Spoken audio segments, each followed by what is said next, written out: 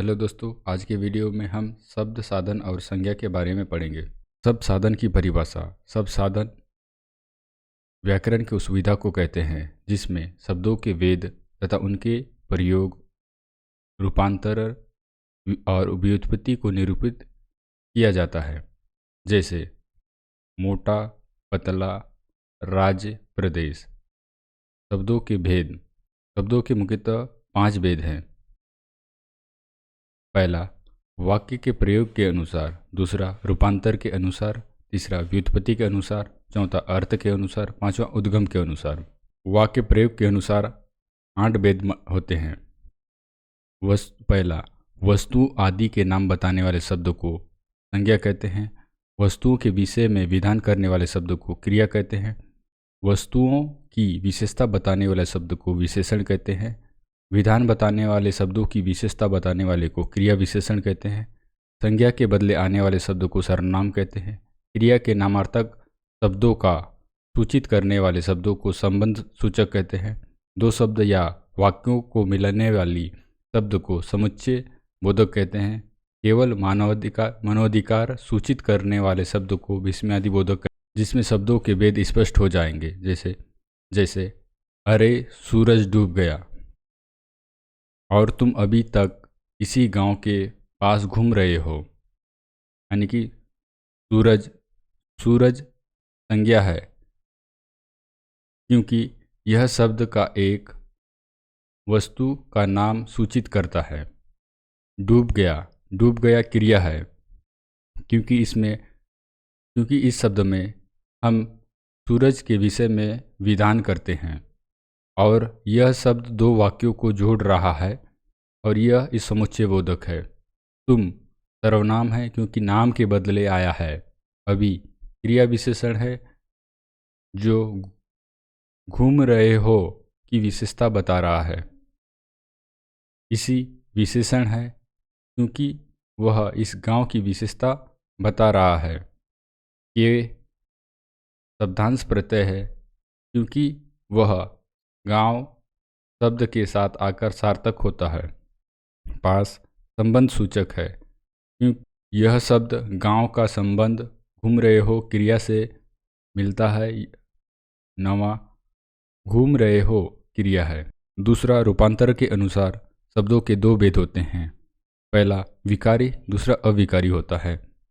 विकारी शब्द वे शब्द हैं जिनका लिंग वचन कारक के कारण रूप में परिवर्तन होता है और इनके भी 4 भेद होते हैं: संज्ञा, सर्वनाम, विशेषण, क्रिया। अविकारी वे शब्द हैं जिनमें कोई विकार अर्थात कोई परिवर्तन नहीं होता है। इनमें भी संख्या में ये 4 होते हैं: क्रिया विशेषण, संबंध बोधक, समुच्चय बोधक और विस्मयादि बोधक। व्युत्पत्ति के अनुसार शब्दों के 3 भेद होते हैं। पहला रूढ़, दूसरा यौगिक, तीसरा योग रूढ़। रूढ़ उन शब्दों को कहते हैं जो दूसरे शब्दों के योग से नहीं बनते हैं, अर्थात इन शब्दों के खंड किए जाने पर सार्थक अर्थ ना निकले, योग रूढ़ शब्द कहते हैं। जैसे नाक, हरा, सागर, रोग, चावल। यौगिक जो शब्द 2 या 2 से अधिक शब्दों से मिलकर बनते हैं उसे यौगिक कहते हैं। यौगिक शब्दों खंड करने पर प्रत्येक खंड का एक सार्थक शब्द होता है। जैसे विद्यालय में योग रूढ़ वे शब्द है जो यौगिक तो है परंतु सामान्य अर्थ को प्रकट ना कर किसी विशेष अर्थ को प्रकट करते हैं, अर्थात ऐसे शब्द को योग रूढ़ कहा गया है। जैसे लंबोदर यानी कि गणेश, दशानंद यानी कि रावण। अर्थ के अनुसार शब्दों के 2 भेद होते हैं। पहला सार्थक शब्द, दूसरा निरर्थक शब्द। सार्थक शब्द जिस शब्दों का कोई अर्थ हो उसे सार्थक शब्द कहते हैं। जैसे हाथी, घोड़ा, लड़का, लड़की आदि। निरर्थक शब्द जिन शब्दों का कोई अर्थ ना हो उसे निरर्थक शब्द कहते हैं। जैसे निपा, टोरा, हीरो, मगा आदि। उद्गम के अनुसार शब्दों के 4 भेद होते हैं। पहला तत्सम शब्द, दूसरा तद्भव शब्द, तीसरा देशज शब्द, चौथा विदेशज शब्द।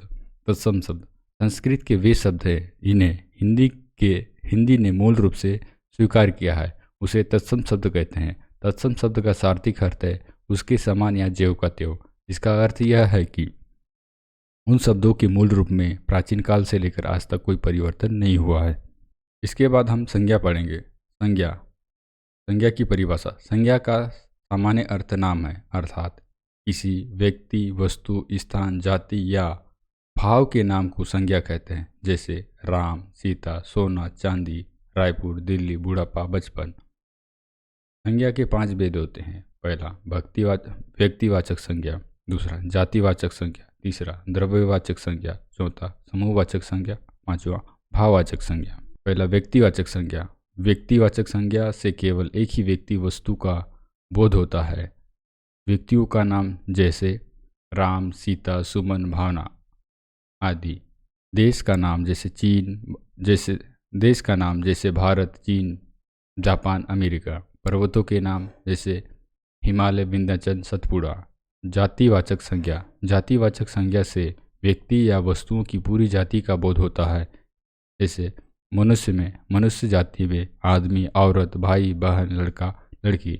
पशु जाति में गाय, पशु पक्षी जाति में गाय, घोड़ा, तोता, मैना, मोर, शेर, हाथी। वस्तुओं के नाम में घड़ी, किताब, मोबाइल, कंप्यूटर। द्रव्यवाचक को ही पदार्थवाचक संज्ञा कहते हैं। द्रव्यवाचक से उस द्रव्य या पदार्थ का बोध होता है जिसे हम माप तोल सकते हैं, गिन नहीं सकते हैं। धातुओं तथा खनिजों के नाम जैसे लोहा, सोना, चांदी, पीतल, तांबा। खाने पीने की वस्तुओं के नाम पानी, घी, तेल, चावल, दूध, नमक। ईंधनों के नाम मिट्टी, तेल, पेट्रोल, डीजल, कोयला। समूहवाचक संज्ञा। जिस संज्ञा से अनेक वस्तु या प्राणी का बोध होता है उसे समूहवाचक संज्ञा कहते हैं। व्यक्तियों का समूह, परिवार, सेना, झुंड, मेला, कक्षा, संघ, सभा, जुलूस, दल, गिरोह। वस्तुओं का समूह जैसे गुच्छा, ढेर, श्रृंखला। अन्य समूह जैसे सप्ताह, 7 दिनों का समूह। भाववाचक संज्ञा। जिस शब्द से किसी व्यक्ति के गुण, दोष, धर्म, दशा, भाव या कार्य का बोध हो उसे भाववाचक संज्ञा कहते हैं, जैसे क्रोध, लाभ, मोह आदि।